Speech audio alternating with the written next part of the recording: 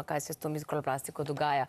Oziroma zadnje čase poslušamo veliko o te mikroplastike konča v morju, kar je še posebej problematično, ne? Ja, zanimivo je, da v resnici plastika kot material niti ne obstaja tako dolgo obdobje, kolikor bi naj razpadala. In je tukaj tudi razlika plastike več vrst, vsaka pa v resnici ne izgine, ne sublimira v okolju. Gre za to, da v resnici, če ni odložena na pravilno mesto, kjer je potem zagotovljeno neko ravnanje, bo seveda končala na nepravilnem mestu. In največkrat to je razpadanje. Tudi tisto, kar gre v sistem, se mi zdi, da živimo zelo eni taki iluziji, sej ni problem, sej damo v koš, pa se bo potem reciklirala. Mislim, nobena raziskava ni tukaj niti malo pozitivna. Na globalni ravni bi naj komaj 9% plastike reciklirali.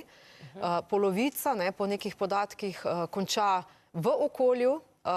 Dobro, še najboljše je, če v odlagališčih, problem pa seveda so tukaj morja. In ta mikroplastika pa postane v bistvu težko obvladljiva stvar. In tu nimamo niti približno še dobrih načinov ravnanja, razmišljanja o tem, recimo čistilne naprave, ker tudi mogoče razmišljamo, saj očistijo to, ne očistijo. Skratka, problem je, zato pravim, bolj ko odstiraš, več je težav.